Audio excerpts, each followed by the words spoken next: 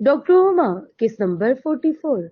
अनवर के दिल में उम्मीद जागी थी कि वो अभी भी उससे प्यार करती है, लेकिन अनवर गलत था। हुमा साफ मुकर गई। तुम्हें किसने कहा कि मैं तुमसे प्यार करती हूँ? तुम कोई ख्वाब तो नहीं देख रहे? अनवर, तुम्हारे और मेरे रास्ते अलग हैं। हम नदी के वो किनारे हैं जो एक साथ चलते तो हैं लेकिन मिलते नहीं। हुमा जो भी कहे, फिर भी अनवर को तो पता चल चुका था कि हुमा के दिल में अभी भी मेरे लिए नरम गोशा है। अनवर सो चुका था। हुमा भी अपने कमरे में चली गई थी। वो अब एक कमरा इस्तेमाल नहीं करते थे।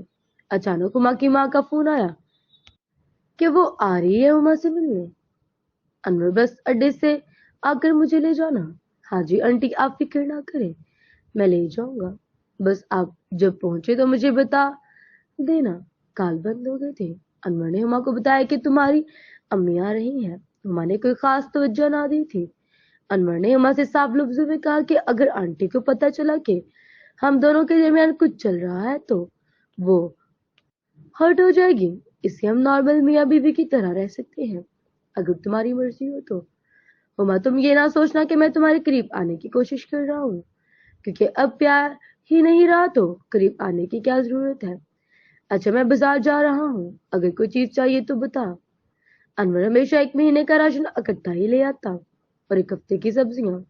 आज भी वो यही करने वाला था। माँ की तबीयत ठीक नहीं लग रही थी। हुमा के 100 बार मना करने पर भी अनवर उसे अस्पताल ले गया। हुमा ने रास्ते में अनवर से कहा, अभी अम्मी के आने में देर है, मुझे छोड़ दो, मैं खुद चली जाती हूँ और शाम तक आ जाऊंगी। जो तुमने मेरे साथ किया है वो ही मैं तुम्हारे साथ कैसे कर सकता हूँ? क्या मतलब? मैंने तुम्हें कब छोड़ा? अफसोस कि तुमने पकड़ा भी नहीं। और हाँ, मैं आंटी की वजह से तुम्हारा ख्याल नहीं रखता। तुम मेरी बीवी हो और तुम्हारे पेट में मेरा बच्चा है और तुम दोनों मेरी जिम्मेदारी हो। तुम दोनों का ख्याल रखने के लिए मुझे किसी की इजाजत की जरूरत नहीं। आगे क्या हुआ उसके लिए अगली किस्त देखें।